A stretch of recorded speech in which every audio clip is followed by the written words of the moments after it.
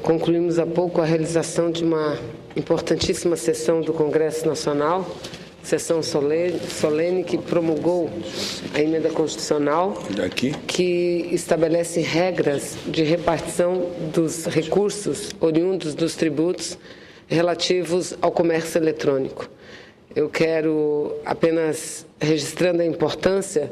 deste momento, destacar uma parte do pronunciamento do presidente Renan Calheiros, quando disse que, há algum tempo atrás, as compras pela internet existiam, compras através de correios, mas tinham uma participação muito pequena na economia do país e, portanto, na economia dos estados. Entretanto, com a popularização da internet, com a diminuição de distâncias que esse meio importante, não só de comunicação, mas de interação entre pessoas, empresas, nações, vem promovendo nesses últimos anos, é fundamental que essa mudança tivesse sido operada. Porque, infelizmente, hoje, quase que a totalidade dos recursos, dos tributos recolhidos pelo comércio eletrônico, que tem uma parcela significativa já hoje, cada vez mais crescente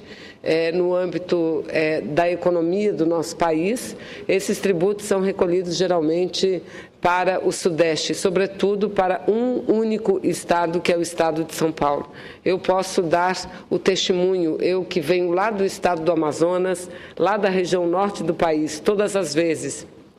que a gente compra alguma coisa pela internet e vai tirar a mercadoria e pagar o tributo para tirar a mercadoria, a gente paga um tributo que será dirigido para o estado de São Paulo. Mas, enfim, com essa promulgação no dia de hoje importante, está tudo preparado, pronto para que ela possa começar a ser operacionalizada a partir do ano que vem, do ano de 2016. E acontecerá por partes, não irão todos os tributos ainda não irão no primeiro ano serem dirigidos aos estados, mas em poucos anos chegaremos nisso, fazendo, como foi registrado aqui, justiça aos estados brasileiros, sobretudo aos estados mais carentes e que mais necessitam de recursos. Faço também, senhor presidente, um outro registro que pela manhã tive a honra de participar nesse dia 16, em homenagem ao Dia do Exército, que é comemorado no dia 19, Dia do Exército é dia 19, mas as comemorações aconteceram no dia de hoje, a solenidade que não apenas comemorou o Dia do Exército, mas que, seguindo todo um rito, uma tradição do Exército brasileiro, houve a entrega de comenda, homenagens a 265 agraciados, entre parlamentares, deputados, deputadas, senadores, senadoras, ministros de Estado, e aqui eu cito o ministro das Relações Exteriores, ministro da Defesa, que receberam a homenagem, assim como o presidente da Câmara dos Deputados. Essa sessão contou com a presença da presidenta Dilma, foi coordenada, comandada pelo comandante do Exército, general Vilas Boas, que é um nacionalista. Eu tive o prazer de conhecer e conviver com o general Vilas Boas, quando, por várias vezes, ele serviu no Comando Militar da Amazônia. Serviu em vários postos.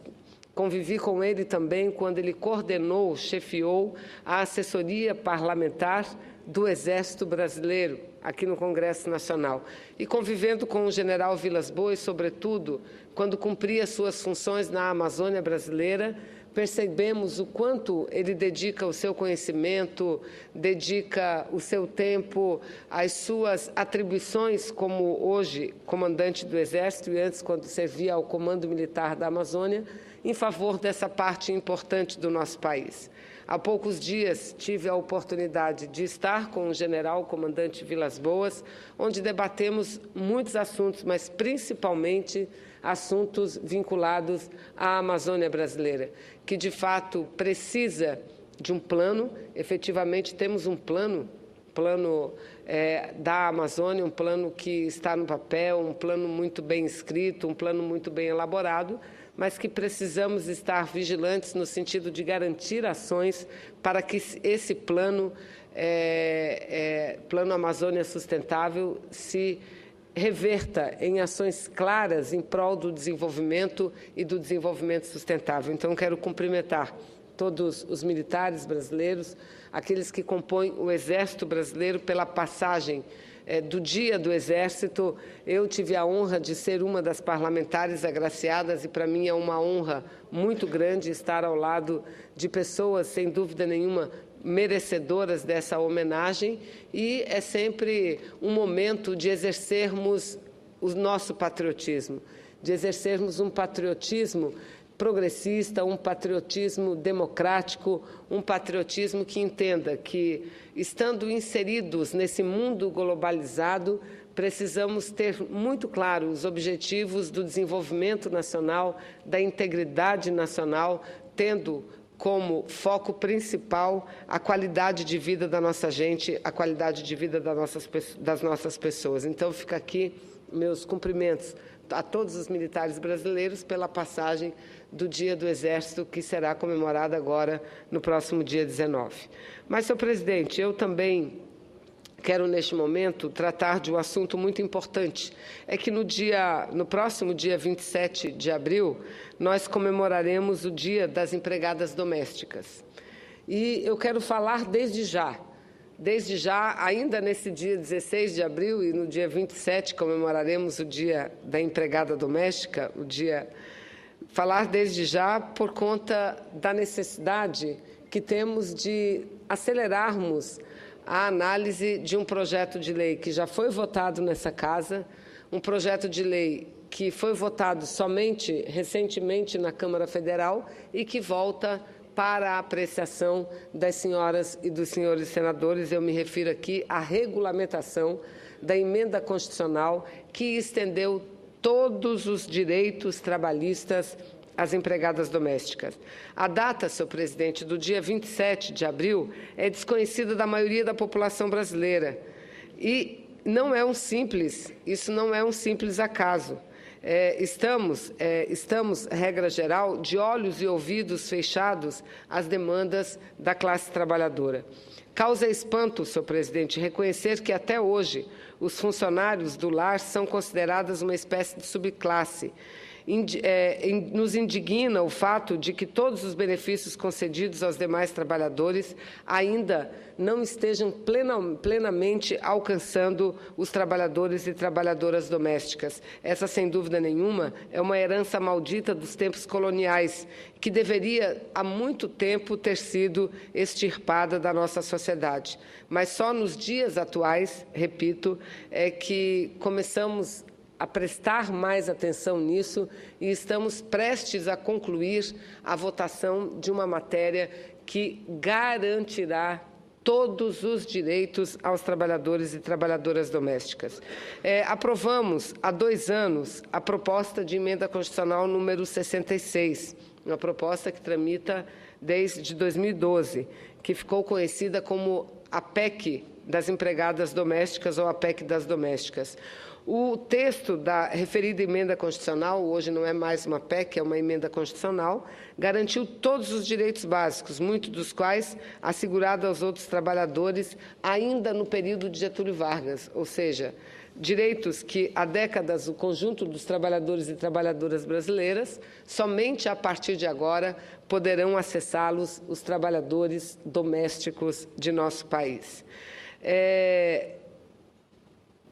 Com a aprovação, senhor presidente, da emenda constitucional, nós garantimos uma jornada de trabalho igual, porque como o exercício da profissão do trabalho doméstico, ele é exercido geralmente de uma forma muito pontificada, diferente, por exemplo, de um chão de fábrica onde temos vários trabalhadores atuando ao mesmo tempo. Uma empregada ou um empregado doméstico trabalha num local diferente, geralmente só, o que dificulta sobremaneira a fiscalização e o que permitia com que, muitas vezes, patrões exigissem uma carga e uma jornada de trabalho muito além daquela determinada pela legislação brasileira. Com a aprovação dessa emenda constitucional e com a análise que a Casa fará do projeto de lei que regulamenta o direito das domésticas, a gente vai poder fazer com que todos esses direitos que garantimos há pouco tempo estejam em vigor. Eu cito aqui o exemplo do seguro-desemprego e do Fundo de Garantia de Tempo de Serviço. O seguro Garantia por Tempo de Serviço, o FGTS, ele que era opcional, passará a ser obrigatório a partir da aprovação definitiva da regulamentação da emenda constitucional que estendeu os direitos às trabalhadoras domésticas. O texto legal, senhor presidente, que regulamenta esses direitos, tramitou durante muito tempo e tem sido recorrente o fato de que os meios de comunicação no nosso país tem relatado matérias jornalísticas, de telejornais, de revistas, mostrando há quanto tempo nós aprovamos a emenda constitucional e o fato dela não estar ainda plenamente regulamentada. Eu quero dizer que o Senado Federal foi muito atencioso com essa matéria, desde o primeiro momento, porque a regulamentação teve o início da tramitação, aqui o projeto de lei de regulamentação. Senador Romero Jucá rapidamente apresentou um relatório e este plenário rapidamente votou o relatório. A matéria encaminhada à Câmara que foi, demorou muito para que fosse analisada na Câmara dos Deputados. Mas o fato é que a Câmara dos Deputados concluiu a análise da matéria e ela já está pronta para ser votada nessa casa. Portanto, senhor presidente, esse pronunciamento e essa homenagem que faço antecipada às empregadas domésticas e empregados domésticos no Brasil, pela passagem da sua data no próximo dia 27, vem no sentido de fazer um apelo à sensibilidade do presidente Renan Calheiros, um apelo à sensibilidade de líderes, de parlamentares de todos os estados brasileiros e dos diferentes partidos que aqui têm assento, para que a gente possa analisar a matéria antes do dia 27 e, efetivamente, comemorar o dia 27, o dia, repito, nacional dos empregados e empregadas domésticas no Brasil, dando a elas definitivamente a legislação que regulamenta absolutamente todos os seus direitos, que são todos os direitos que têm os trabalhadores e trabalhadoras brasileiras dos mais diferentes ofícios. Creio que isso é o mínimo que nós poderemos fazer no sentido de garantir um direito que durante tantos anos foi negado. Negado porque é algo... Eu vivi momentos de muita emoção no Congresso Nacional e aqui no Senado, mas, sem dúvida nenhuma, o dia da promulgação da emenda constitucional que estendeu aos empregados e empregadas domésticas todos os direitos trabalhistas foi talvez um dos dias mais emocionantes que essa casa viveu. E foram muitos os pronunciamentos e muitos deles dizendo que agora sim nós completávamos o fim da abolição. Agora sim, porque mantivemos por tanto tempo um conjunto de trabalhadores e trabalhadoras, na sua grande maioria, mais de 90% mulheres, mulheres muito simples, humildes, muitas negras, inclusive, mantivemos durante todo esse período, durante todo esse tempo, todos esses anos, como subtrabalhadores e subtrabalhadoras. Sub por quê? Porque não tinham absolutamente todos os direitos que agora passarão a ter. E creio, presidente Raimundo, que, votando a regulamentação, nós vamos analisar um ponto que considero fundamental, que diz respeito à contribuição previdenciária. Não sei se estamos no melhor momento de fazer um ajuste que, na minha opinião, a lei carece que seja feito, porque a contribuição previdenciária estabelecida no projeto de lei que foi aprovado na Câmara e, num primeiro momento, aqui no Senado, no meu entendimento, uma carga muito elevada, tanto para o empregado como para uma carga muito elevada para ambos. para o empregador e para o empregado. Então, creio que deveríamos tratar melhor essa matéria, porque as relações de trabalho de um trabalhador doméstico, de um empregado ou uma empregada doméstica não são e não podem ser comparadas com as relações de trabalho que tem um trabalhador de uma micro, uma média ou uma pequena empresa, porque, no geral, o empregador, no caso do empregado doméstico, é também um trabalhador. Então, o Estado brasileiro, o país, o governo brasileiro tem que garantir as condições para que cada vez mais a gente possa ver esse tipo de ofício estar legalizado e inserir todos os trabalhadores e trabalhadoras com a proteção no mundo do trabalho que o Estado garante. Então, fica aqui minhas homenagens e meu apelo a que essa Casa